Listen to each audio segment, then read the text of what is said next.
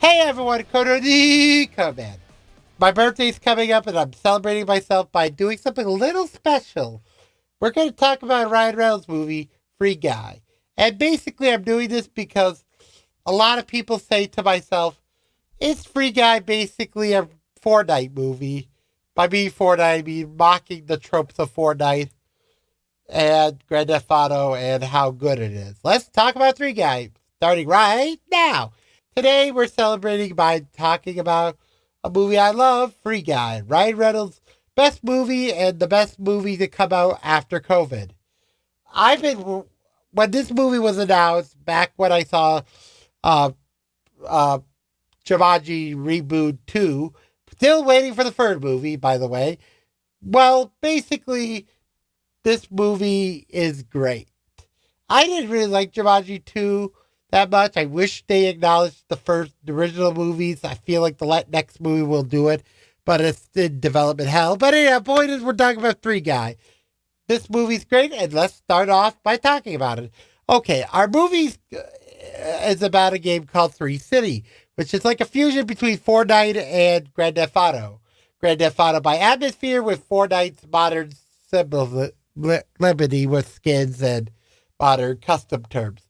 Okay, we get introduced to Guy, which is an NPC who doesn't know he's an NPC, and throughout the movie he gets self-aware because of fighting a girl named Dilly, who is our main female character.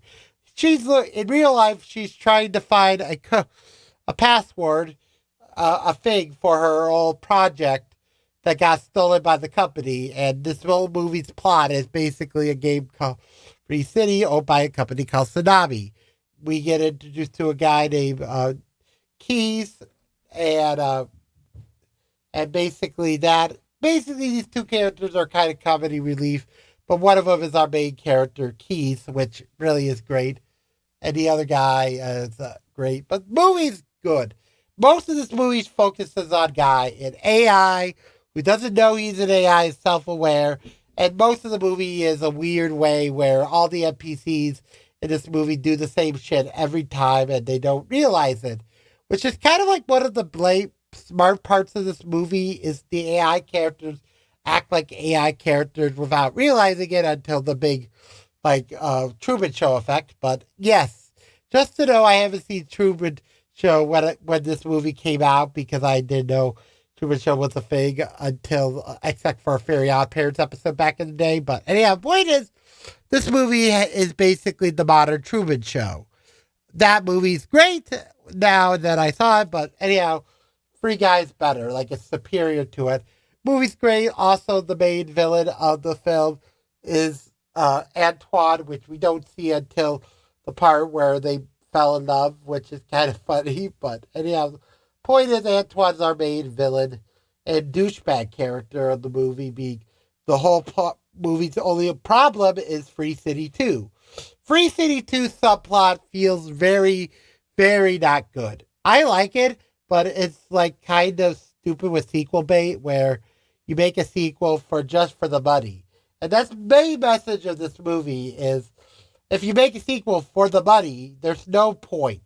Do not do a sequel, do it with the money or whatever. And that, I love this movie so much. So great, so good. Also, there are a lot of pop culture references in this film.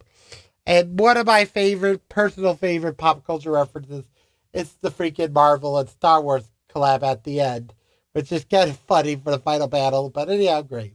Also, this movie has a character named Dude, which shows up at the end of the movie.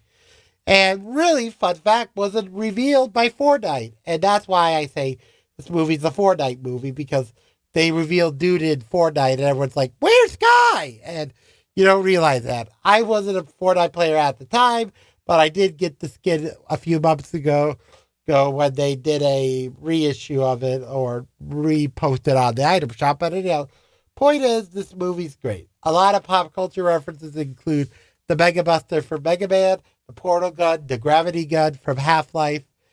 This movie is really funny, even if Ryan Reynolds' character doesn't know he's a fiction until the halfway point. And that's where the movie's best part of it. And it also explains how they're gonna stop the villains revealing Free City where the hidden code is.